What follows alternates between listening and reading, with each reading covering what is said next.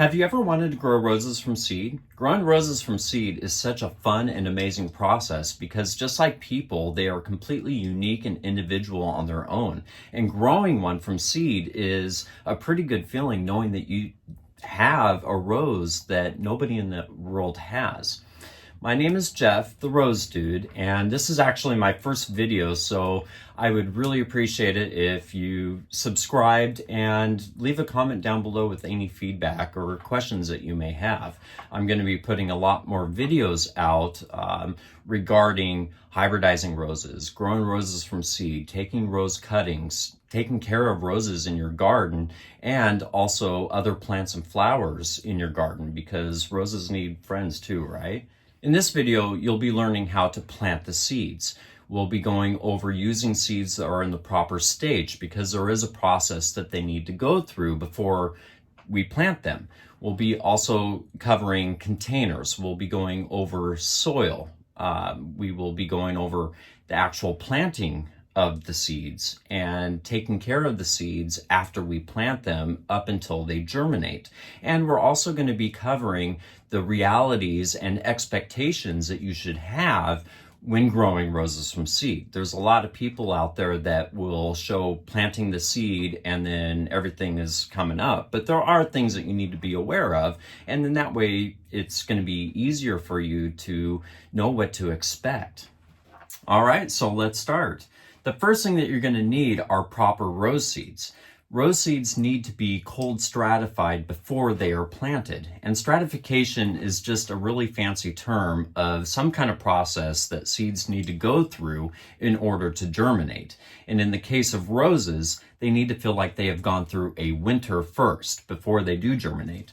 So in the fall, when we get seeds from the hips, they're going to look like this after we have taken them out of the hip and got them cleaned, and these are dried, and these have not been stratified yet, so these will not germinate until I have put them through a winter. And usually it is done with getting the seeds moist and cold for about 3 months. They can start germinating right in the fridge from about 2 months on. And in that case, you would want to get the stratified seeds out and get them planted right away. But if they haven't, and it's been 3 months, then they are ready to be planted because they have gone through a winter.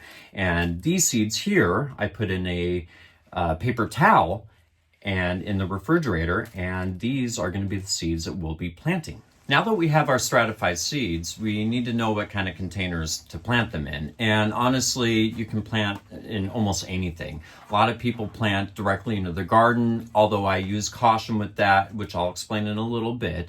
But what I use are 1-inch cells, I use 4-inch pots, and I use trays as well. I just want to make sure that any containers that are recycled that have been used, I just want to do a quick cleaning of them because there are fungal and bacterial microbes that can be dangerous to seeds and can end up killing them.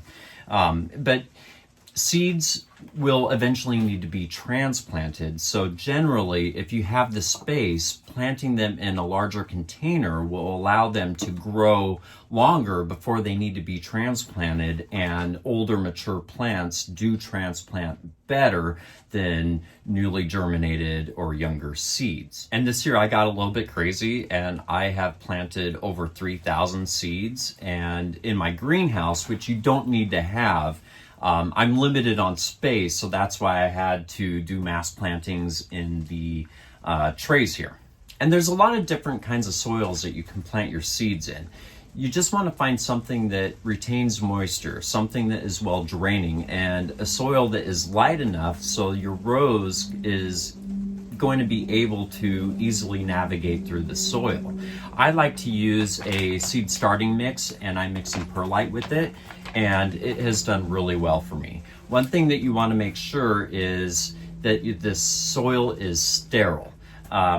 They can do fine, but just like the pot, there are a lot of microbes containing harmful fungus and bacteria that can damage your seed, and you may not have as good of a germination rate using that kind of soil. So something just to think about. Okay, now the fun part. We're going to actually plant the seeds now. All right, so I just filled up these cells with the soil, and you want to take whatever you have and do a hole about 1/4 of an inch, just a little under 1/4 of an inch deep. And then you want to take your stratified seed, put it in the little hole there, and just cover it up with the soil. After you're done with that, just take a mister or a spray bottle and spray it down to ensure that the soil has gone in contact with the seed. And if you're using trays or you're planting a lot of seeds in rows, you can just take your pen and make like a little trough, and that'll be easier for you to be able to place your seeds evenly apart and cover it back up with soil. But if you're doing individual, just individual holes is fine. Cover it up, spray it with some water, and you're good to go. And probably one of the most important things that you should do after you plant your seed is label it. If it's a cross that you did, write down the cross. If it's a seed that came from a variety of rows, then write down that variety of rows. If you don't know the variety or anything and you know it's a rose, just write down rows. Gardeners are really, really good about thinking that they're going to remember, but they won't, and you won't. So just do yourself a favor now and label, and you will thank yourself later. You can use plant labels. You can use a piece of paper and write down the individual cells and what the seeds are in, or if they're in trays and they all are from the same hip, then you can just take a piece of paper, rip it, write down the variety name, and just tape it on the flat. You will thank yourself later. You will thank me later for giving you that little bit of a tip. And after we plant the seeds, we still need to take care of them in order for them to germinate properly. They like to be heated, so if you have access to a heating mat, this really, really helps because it just keeps the seed at a very good warm temperature, and it will help the germination rate. And after they've germinated, you can go ahead and unplug the heating mat and put it away in storage till another time. They just only need the heat until they've been germinated. Another thing that seeds need is a good moisture level. You don't want them to dry out, and you do not want them to be sitting in mud either. So if you have something like a dome to create a good greenhouse effect for your seeds, it will really, really help keep a good and constant moisture level.